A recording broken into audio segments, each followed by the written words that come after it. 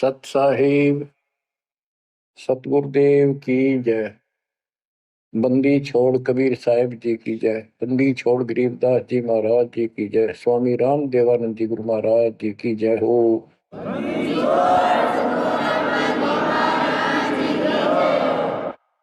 सर्व संतों की जय, सर्व भक्तों की जय, धर्मी पुरुषों की जय। श्री काशी धाम की जय, श्री सुडानी धाम की जय, श्री क्रोथा धाम की जय, श्री बरवाड़ा धाम की जय। सत साहिब कबीर दंडवतम गोविंद गुरु बंदो अर्जन सोए। पहले भय प्रणाम तिन नमो जुआगे ओए। कबीर गुरु को की जय, दंडवतम कोटि कोटि प्रणाम। कीट न जाने रंग को यो गुरु कर है आप समान। बच्चों, मानुष जन्म परमात्मा की कृपा से आपको प्राप्त है। मनुष्य जीवन के अंदर मूल उद्देश्य केवल भक्ति करना और मोक्ष कराना होता है। इसके लिए सर्वप्रथम गुरु की आवश्यकता होती है। सर्वप्रथम गुरु की, गुरु पूर्ण हो, तत्व ज्ञान प्राप्त हो और संपूर्ण भक्ति मोक्ष मार्ग यानी सभी मंत्र सत्य हों। फिर भक्त मर्यादित रहे, समर्पित रहे, आसानी से मुक्ति प्राप्त कर सकता है। अब जैसे धर्मदास जी का प्रसंग चल रहा है, तो आप देख रहे हो कितनी अच्छी आत्मा, परमात्मा के चाहने वाली, कति कुर्बान। और जैसा उस अज्ञानी गुरु ने मार्गदर्शन किया, कति अटूट श्रद्धा। सेवक तो ऐसा ही हो, पर गुरु ऐसा ना हो जो जीव को कर्म कांड में उलझावे। अब इस कथा से आपको अपने आप बहुत कुछ बातें समझ में आएंगी कि आपको कैसे पूर्ण सतगुरु प्राप्त है, अध्यात्म ज्ञान प्राप्त है, संपूर्ण मूल ज्ञान जो आज तक छुपा के रखना था। और अब भी आप नहीं समझ सके उस परम पिता की महिमा को, और इस गंदे लोक के यथार्थता को, तो फिर परमात्मा आपको कौन सी भाषा का प्रयोग करे जिसे तुम समझ सकते हो। लास्ट फिर वही होगा जैसे 600 साल पहले दाता ने आपको पटक दिया था, ठाके झटक दिया था। या तो आंखें खोल लो, भूल जाओ इन बकवादों को। इस संसारिक चौचलों में कुछ नहीं धरा। गरीबदास जी कहते हैं, सर्व सोने की लंका होती रावण से रणधीरम। एक पलक में राज विराजी कर जम के पड़े जंजीर। इतने ठाठ बाट थे, सिद्धियां थी, आकाश में चला जाता था। पुष्पक विमान ऊपर से छीन के लाया था कुबेर से। खूब उद्मस्तार रखा था। और भगत किसका था? शिव जी का। तीन देव की जो करते भक्ति ही उनकी कदे ना होवे मुक्ति। और कितनी बकवाद भर जाए इनमें, जिसके कारण प्रसिद्धियां भी होगी साधु संत ऋषियों की। अंत में इनके पास कख नहीं बचा। ये मूल ज्ञान है, ये सार ज्ञान है। इसको समझो अच्छी तरह, पढ़े लिखे हो, शिक्षित हो, एजुकेटेड हो। परमात्मा ने मनुष्य जीवन इसलिए दिया कि तुम कुछ बुद्धि भी एक्स्ट्रा रखते हो अन्य प्राणियों से। इसका सदुपयोग करो। बकवाद बहुत कर ली, बाहर जाना पड़ेगा। अब जो प्रसंग धर्मदास जी का चल रहा है, देखो अपना पिता अपने लिए कितना कष्ट उठा रहे हैं।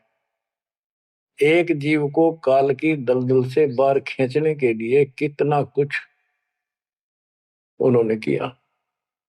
बालक की तरह पीछे पीछे फिरे, कहाँ जंगल में, कहाँ किसी दरिया पे, कहाँ किसी तालाब पे, कहाँ कहाँ कष्ट वो मालिक उठाया उन्होंने।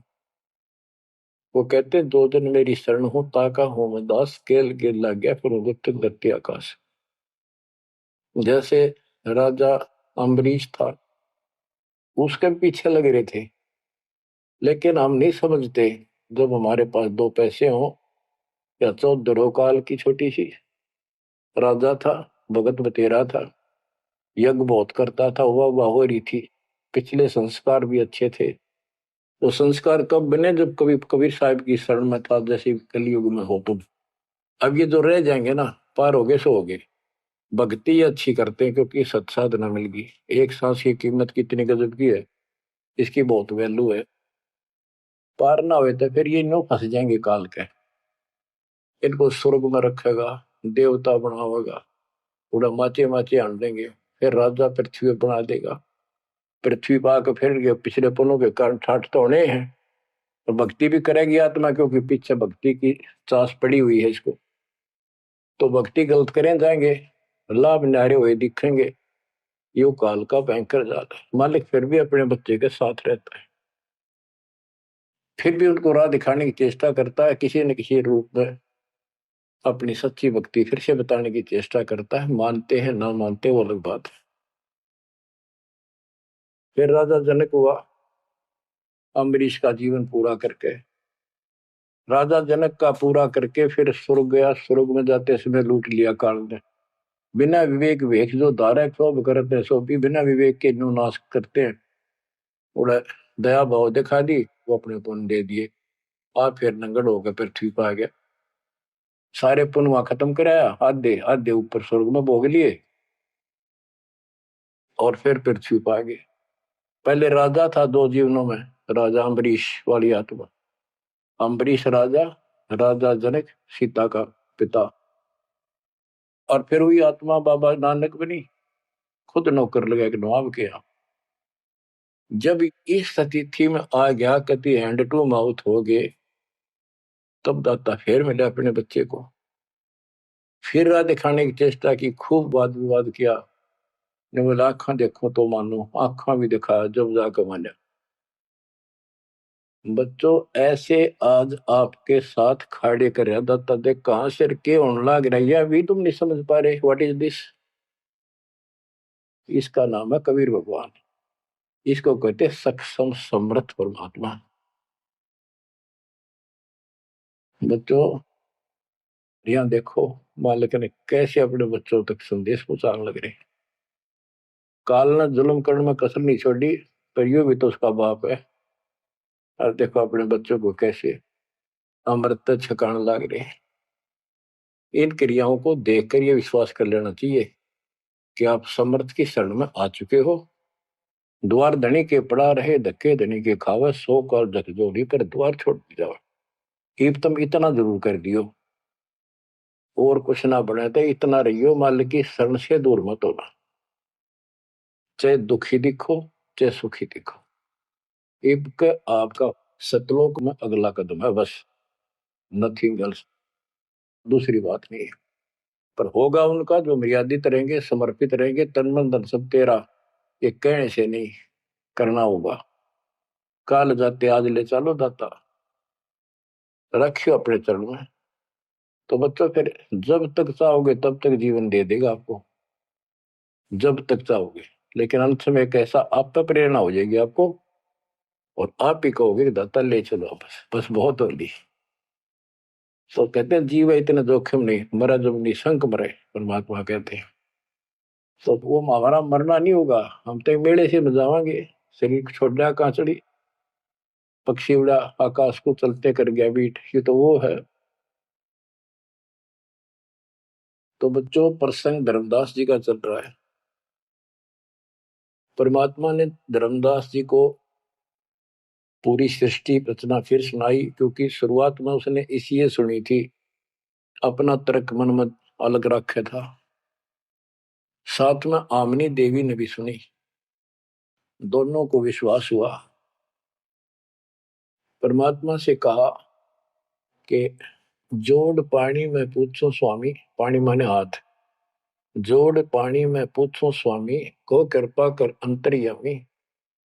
ओ साहब नाम का आही, परचय नाम कहो मोय पाई। गुरु और सतगुरु तुमको कहूं, हे प्रभु कौन देश तुम रहो। परमात्मा बोले, ओ धर्मनी जो पूछो मोही, सुनो सुरती धर कहो मतोई। जिंदा नाम है सुन मेरा, जिंदा बेस खोज के ही तोरा। हम सतगुरु के सेवक आही, सतगुर संग हम सदा रहाई। सतपुरुष व सतगुर आही, सतलोक में वह सदा रहाई। सकल जीव के रक्षक सोई, सतगुर भक्ति काज जीव होई। सतगुर की भक्ति से जीव के सब काम ठीक होंगे। सतगुर सत्य कबीर सो आही, गुप्त प्रगट कोई चिन्ह नाही। सतगुर आज जगत तन धारी, दासा तन दर शब्द पुकारी। काशी रह परख हम पावा, सत नाम उन्मोहि दर डावा। परमात्मा अपने को छुपा के कहते परमात्मा तो सतलोक में रहता है और वहां से चलकर आया हुआ है। अब वो सतगुरु सत कबीर काशी में है। वो प्रगट है, गुप्त है। प्रगट का अर्थ है कि सामने बैठा है, गुप्त ऐसे है कि उसको कोई पहचान नहीं पा रहा। सतगुरु आज जगत तन धारी, उस सतगुरु ने, सतपुरुष ने, पूर्ण परमात्मा ने जगत में आके ये कबीर रूप धारण कर रखा है। और काशी रहे पर खम पावा, वो काशी में रहते हैं, हमने उनको पहचान लिया। सत नाम उन्मोहि दर डावा। ये सच्चा नाम, सच्चा ज्ञान, सही विधि उसने मुझे बताई। यम राजा का सब छल कीना, निरख परख यम सो भीना। तीन लोग को काल सतावे, ताको ही ये सब जग ध्यान लगाओ। तीन लोग को यू काल परेशान कर रहा है, दुर्गति कर रहा है तीन लोग की, सब प्राणियों की, और उनका ये ध्यान लगावे।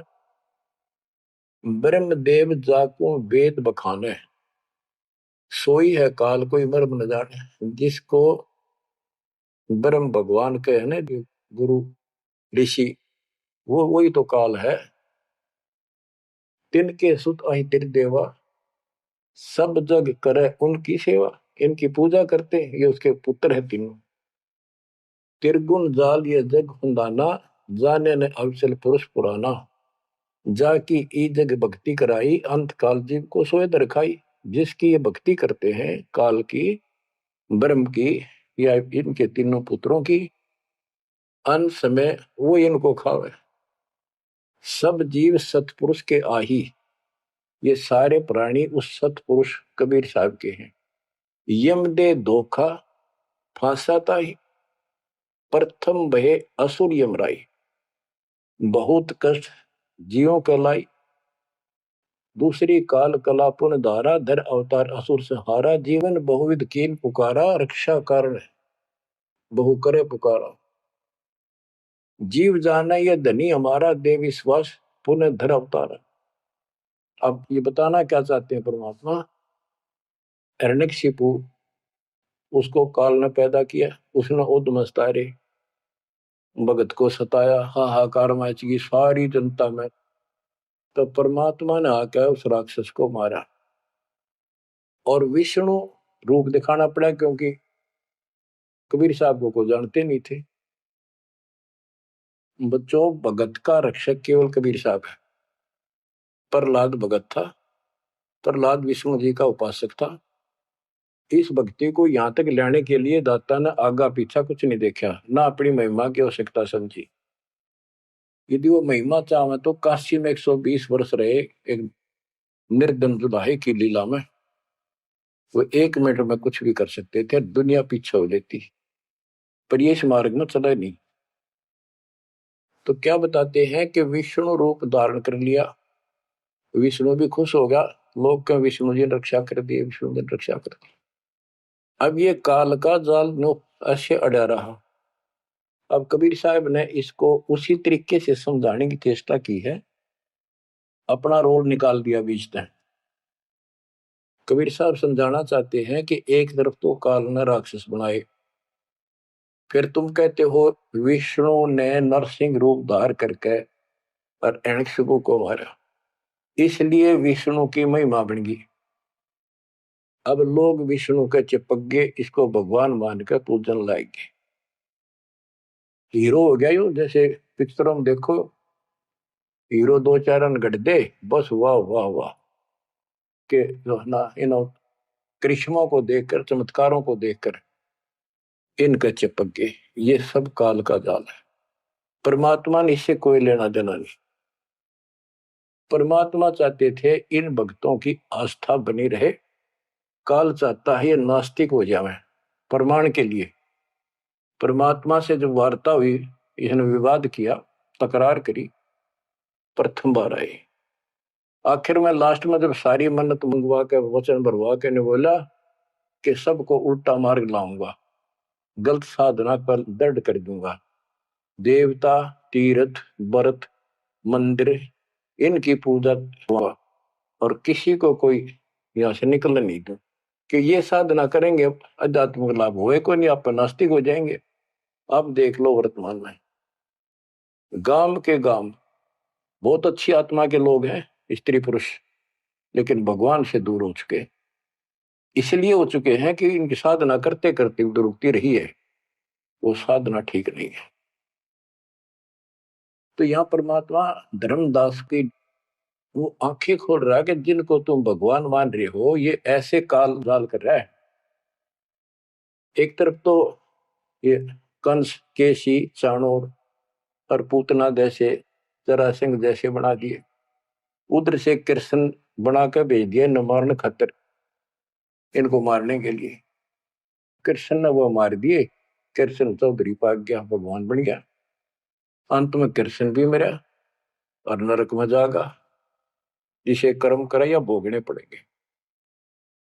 अब बच्चों ये सारा खेल यू है, पीएचडी लास्ट पॉइंट है। जैसे एक राजा सेना को आदेश देता है दुश्मन से युद्ध करो, तो सैनिक का कर्तव्य बन जाता मरूं या मिटूं, और जाके खड़ा हो जाता है लेकर बंदूक मोर्चे पे।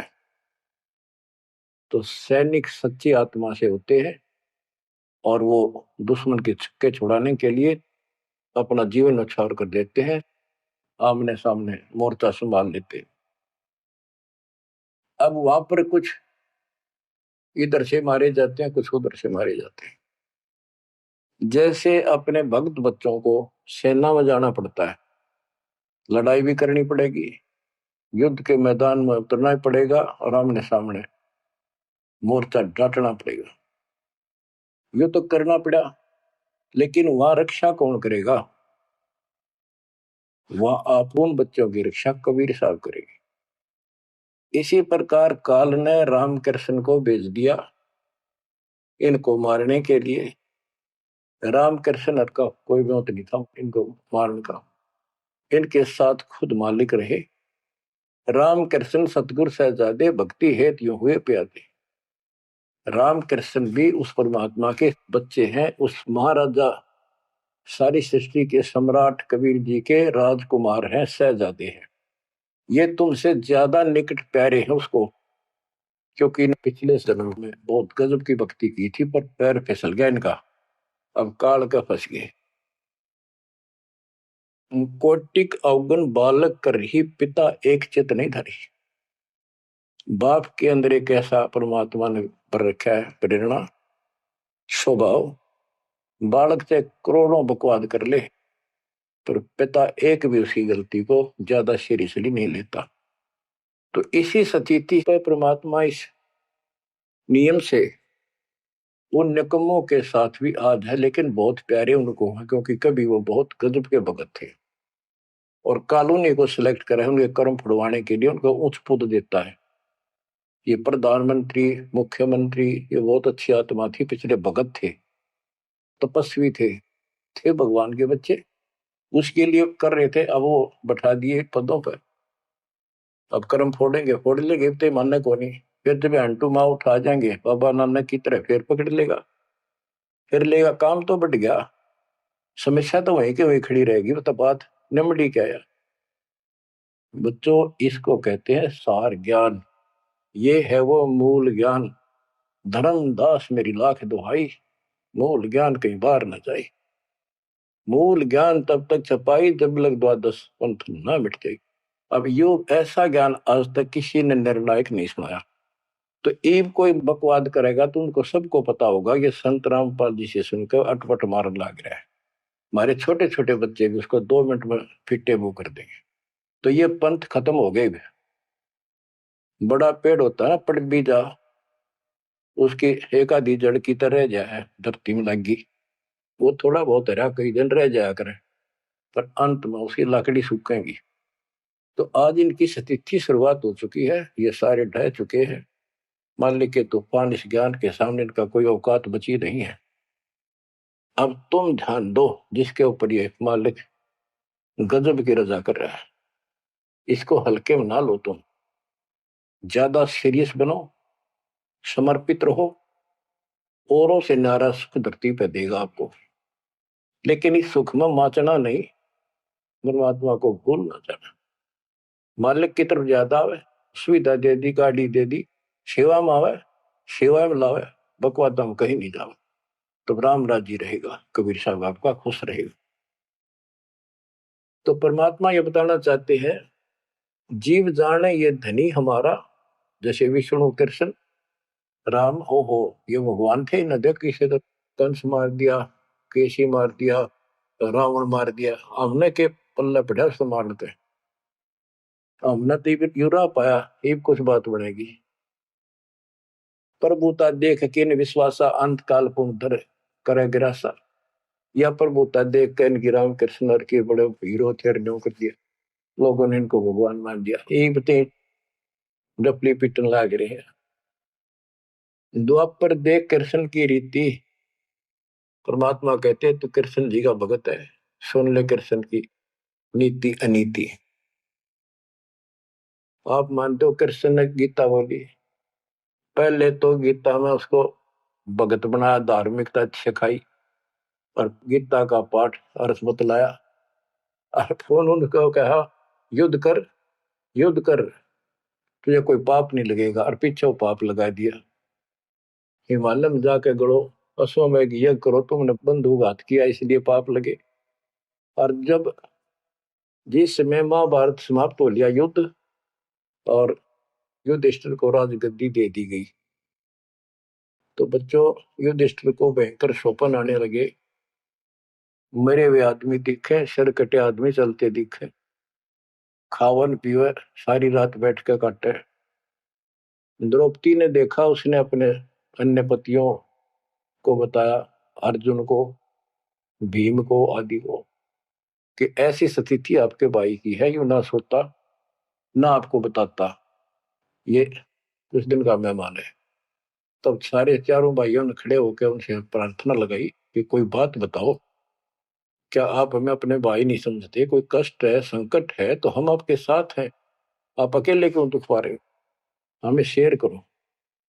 कुछ दिन तक कुछ नहीं किया, फिर आखिर में बता दी कि ऐसी स्थिति है मेरी। फिर क्या होता है जब ऐसा संकट आता है, अपने गुरु से ही बात करते हैं। श्री कृष्ण जी के पास गई, श्री कृष्ण जी को सारी स्थिति बताई कि हमारे भाई को ऐसे ऐसे समस्या होगी, कोई समाधान बताओ। तब वो कृष्ण जी कहते हैं कि तुम्हारे को जो युद्ध में तुमने पाप किए, बंधुघात किए, भाई मारे, भतीजे मारे, वो पाप लगा है, और इसके लिए एक अश्वमेध यज्ञ करो, उसकी शर्त बताई थी। अर्जुन उस समय स्तब्ध रह गया कि ये, और कृष्ण उस दिन तो कह था तुम्हें कोई पाप नहीं लगा तो निश्चिंत होकर युद्ध कर ले, मैंने सारे मार रखे, तो तेने मत बुलाना। आज ये पाप कहां से आ गए? विवाद करना इसलिए उचित नहीं समझा कि जब मैंने ये पॉइंट उठा दिया, भाई मेरा इलाज नहीं करा होगा, क्योंकि उसमें करोड़ों रुपए लगने थे उस धर्मयज्ञ के अंदर। और युक्ति ने सोचेगा भाई खुश नहीं है, मेरा इलाज कराना है, ये मर जाएगा, इतना धर्म कर्म का पक्का है। तो अर्जुन ने अपने सब्र का घूंट पिया, अपने दिल की झाल डटी और जैसा कहा वैसे यज्ञ करवाई। उस यज्ञ में शर्त थी कि एक पंचायन संघ अलग से रखा जाएगा, कि एक आश्रम सा बना के साफ सुथरी स्वच्छ स्थान पर एक अलग से उसका स्टैंड बना के, और सब महापुरुष देवता पृथ्वी के ऊपर के लोग स्वर्ग लोग के सारे बुलाओ, और सब पृथ्वी के जीव ब्रह्मा विष्णु महेश सबको न्योता दे दिया। 56 करोड़ यादव, 12 करोड़ ब्राह्मण, 88,000 ऋषि, 33 करोड़ देवता, और ये सारे आगे। सबने भोजन खा लिया और शंख नहीं बजा, यानी यज्ञ संपूर्ण हुई नहीं। यज्ञ पूरी ना हुई तो पाप कटे नहीं, वो दुख नो का नो रहेगा। तो इतना खर्च हो चुका और बात वहीं की हुई, कोई ट्रीटमेंट नहीं। श्री कृष्ण ने भी खाना खा लिया। उस समय युधिष्ठिर ने पूछा, भगवान अब कैसे बात बनेगी, सबने भोजन खा लिया है। तब कृष्ण जी ने बताया, क्या तुमने इधर एक संत है, उसका ये सुदर्शन नाम है, वो एक गुरु भक्त है, उसको निमंत्रण नहीं दिया। भीम की ड्यूटी थी, सेवा थी उस साइड में निमंत्रण बांटने की। भीम से पूछागा, भीम ने बताया कि मैं गया था पर वो गलत बोला। उसने कहा कि तुम्हारे से तो कसाई भी अच्छा, तुमने इतने मानस मार दिए, वो विधवा बहन सैनिकों की आज तक टक्कर मार कर हो रही है, तुम बैठ के मौज कर रहे हो, नरक में पड़ोगे जाके। तुम्हारे अन्न खाकर नरक में जाना क्या मैंने? पहले मुझे ऐसी ऐसी 100 अश्वमेघ यज्ञ का फल दो, तब मैं तुम्हारा टूक तोड़ू। कृष्ण बोला, फिर आपने क्या कहा?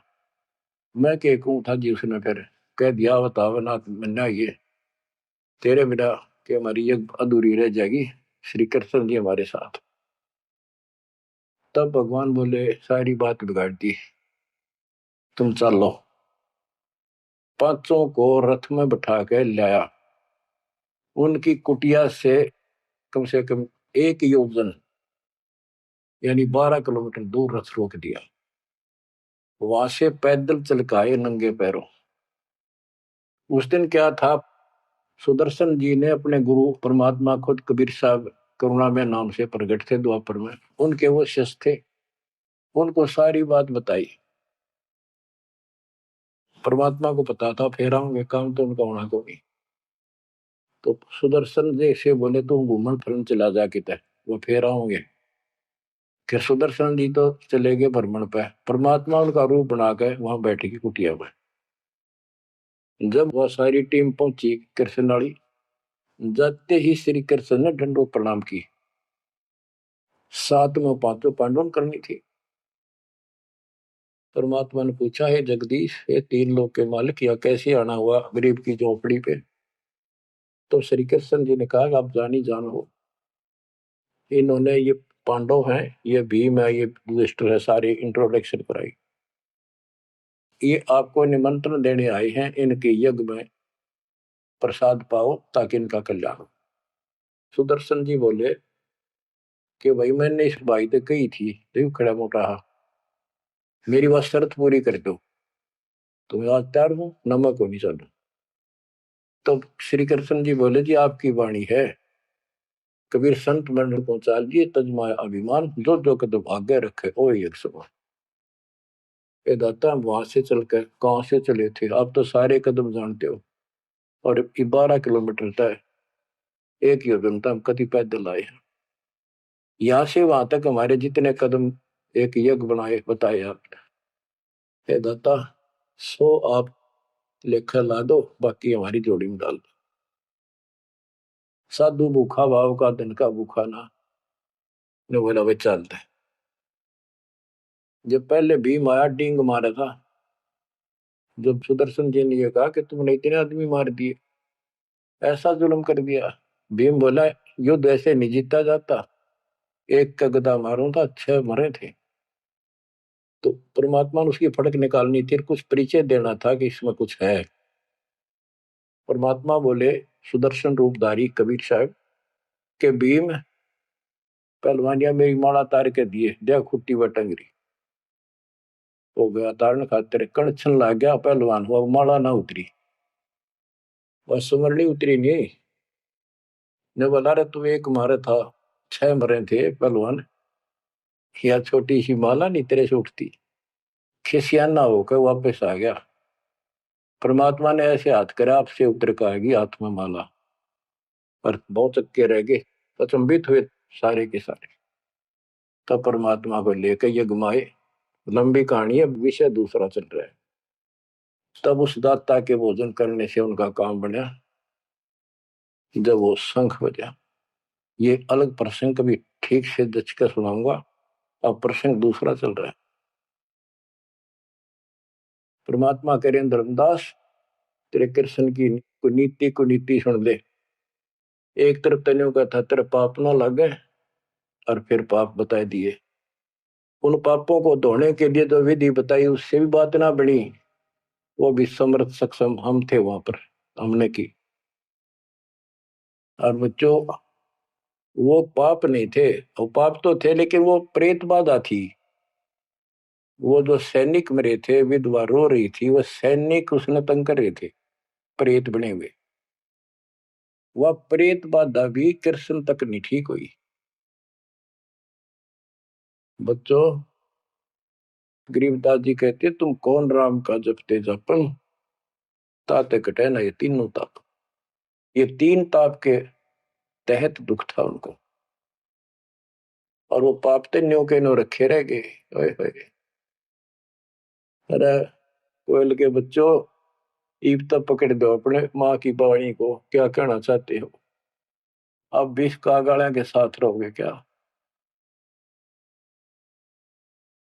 अब क्या बताते हैं गीता पाठ का अर्थ बतलावा पुण्य पाछे बहु पाप लगावा बंधु घात दोष लगावा पंडों के बहुकाल सतावा पांडवों को काल ने खूब परेशान किया और अंत में क्या हुआ जब दुर्वासा जी ने श्राप दे दिया कि जैसे कृष्ण जी के पुत्र प्रद्युम्न और 2 4 5 और बच्चे मिलकर दुर्वासा जी द्वारका की बनी में बैठे थे तपस्या कर रहे थे कुछ दिन के लिए कहीं कहीं रुक जाते थे वो पता चला कि बड़ा पहुंचा हुआ संत सिद्ध आ रहा है द्वारका के बच्चे श्री कृष्ण को समर्थ मान चुके थे किसी ने कंस मार दिया केसी राक्षस मार दिया चाणूर मार दिया ऐसे काल्यवन मार दिया तो इन्हों सोच रहे थे कृष्ण तो ऊपर धरती पे कोई सही नहीं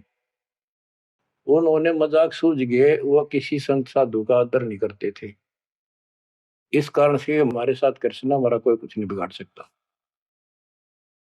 तो उन्होंने शरारत सूझी के नो कहे यू दुर्वासा भूत भविष्य वर्तमान त्रिकाली बता दे तीनों काल की जानता है चलो इसकी परीक्षा लेंगे एक प्रद्युम्न का पेट पर कढ़ाई बांध दी छोटी सी लोहे की और लेडीज कपड़े पड़ा दिए गुजरिया वाले ऐसा दिखा दिया जाके जैसे बच्चा पेट में गर्भ है इसका यो पूछने गए महाराज इनका कई साल में दया करी दाता ने 12 साल हो गए बयान अब ये जानना चाहते हैं कि इनका लड़का होगा लड़की बड़े उतावले हैं आप भूत भविष्य की सारी जानो दुर्वासा जी ने देखा ध्यान लगा के ताकि बकवाद करना रहे हैं गुस्से में होकर ने बोला यह 2 कुल का नाश होगा इस पे ना लड़का हो ना लड़की हो और आंख लाल करी बाज लिए बच्चे थे सब ना के बताया पता चला यानी उस दुर्वासा के श्राप का कृष्ण तक बात गई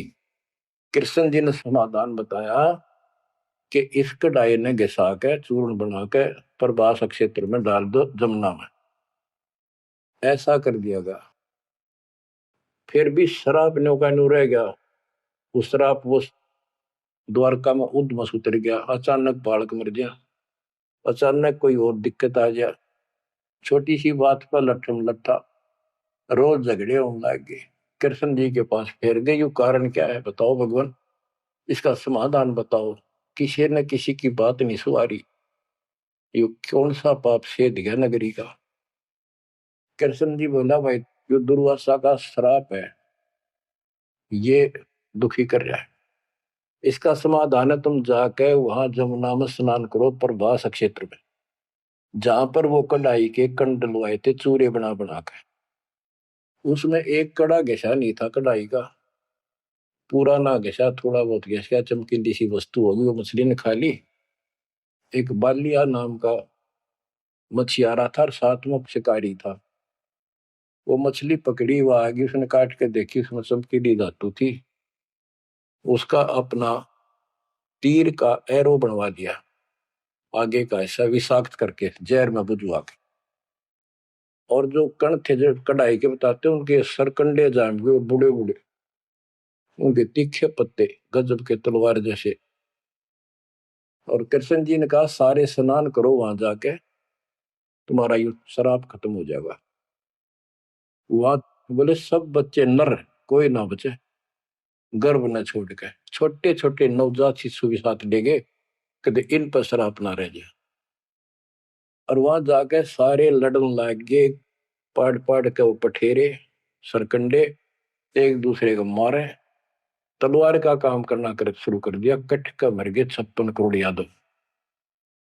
कृष्ण जी एक पेड़ के नीचे बैठ गए, उस पर दी वो सारे दिन शिकारी ने कि बालिया कौन था, ये बाली वाली आत्मा थी जो त्रेता युग में श्री राम ने वृक्ष की ओट लेकर मारा था। उसका अपना बदला लेने के लिए उस वो बालिया नाम का जीमर बना, शिकारी बना, श्री राम श्री कृष्ण बना वो आत्मा। वो उसके पैर में तीर मार के श्री कृष्ण मारा। उससे पहले श्री कृष्ण ने बच्चे भी बताओ आप हमारी याद दो जाके काल कर रहेंगे दुर्गति, फिर आके लेट गया जब वो मारेगा। मरने से पहले उसने वह संदेशा भेज दिया था, पता था कि सारे मरेंगे। तो पांचों पांडव वहां पहुंच गए, कृष्ण जी बस तड़पन लाग रहे थे। उनको बता दिया भाई यहाँ कोई आदमी बचा नहीं है, इन लेडीज को सारी को ले जाना, या लोग इनकी दुर्गति करेंगे, तुम अपने वहां रखना सुरक्षित। और तुम जाके हिमालय में चले जाओ, वहां रहो भूखे प्यासे तप करो, और वहां गड़कर मर जाओ, वापस ना आई। तो पूछा जी कारण क्या है, हम अभी तो राज मिला, 20-30 साल हमने राज मुश्किल से किया है, तब आप कहते हो राज त्याग के वहां चले जाओ, इसका कारण क्या हो गया, क्या गलती बन गई कि तुमने जो युद्ध में पाप किए थे वो पाप तुम्हें दुखी कर रहे हैं, वह तप करने से समाप्त हो जाएंगे। तब अर्जुन को कहना पड़ा कि भगवान आप ऐसी स्थिति में हो, मुझे कहना तो नहीं चाहिए पर मैं रोक भी नहीं सकता अपने आप। पहले तो आप कह रहे थे गीता में कि ऐसे ऐसे तेरे को पाप नहीं लगेगा, और ये पाप हमारे सिर पर धरती है। फिर भाई के अश्वमेध यज्ञ कर पाप खत्म हो जाएंगे, वो पाप फिर भी रह गए। तब मैं बोल नहीं पाया, आज मैं रोक नहीं पाया। या तो इसका उत्तर दे दो ना, मेरा जीना भी दूभर हो जाएगा शेष। तब उसने बताया भाई मैंने ना मेरा मन के गीता में कहा था, और के कुछ तेरे को बोल रहा था। असली बात यह है, अब मैं जो कोई कर लियो उस पाप हमारे उड़ तपस्या से कुछ तप बन जाएगा, पाप अपना कट्टे से। उसने में बताई तप करने से आगे फिर थोड़ा बहुत को राज मिल जाएगा। इनके पास इतनी स्टोरी है, ज्यादा नहीं। तो बच्चों देखो काल का जाल, उसका अंतिम संस्कार से ही कृष्ण का करके वो चले गए। और अर्जुन एकलन छोड़ गए कि एकला योद्धा है, कोई खतरा नहीं, सब लेडीज को लेकर चाल पड़ा गोपियों को। रास्ते में बिल्लों ने पकड़ लिया, उन्हें पीटा इस अर्जुन को, गोपियां लूट ले गए, लड़कियां ठा ले गए रामजादे। और इसको धनुष साथ ले रहा था जो महाभारत के युद्ध में जो उद्मस्त आ रहा था, वो उठा तक नीचते, तब रोवा खड़ा खड़ा कि इस कृष्ण ने तुम्हारा नाश कर दिया, सारे हमारे साथ धोखा किया। जब नाश कराना था युद्ध में, मानस मरवाने थे आदमी, जब तक ताकत दे दी, अब मैं खड़ा खड़ा पड़ा। गीता भी यही कहती, बलवानों का बल मैं हूं, बुद्धिवानों की बुद्धि मैं हूं। यहाँ परमात्मा कबीर जी बताते हैं युग कृष्ण नहीं, युग काल उनका बाप ये जुल्म करे भाई, इनको पता है नहीं हो क्या रहा है। धर्मदास ये बातें सुनकर चक्कर में पड़ गया, मुंह का नहीं देखे देखे, आंख भी नहीं झपके। ये भगवान कभी 100 की 100 सच्ची, सारी बात बिड़ा करते। देखिए धोखे बैठे थे, साथ में अमनी बैठी, दोनों टेक टेक सुने मालिक के अमृत वचन। ये परमात्मा हम रोज सुना करते, मेरी तरह पत्थर पड़ गए थे कल। आपके क्या गुण गाओ मालिक, कैसी आंख खोल दी मेरी। परमात्मा कहते और सुन ले।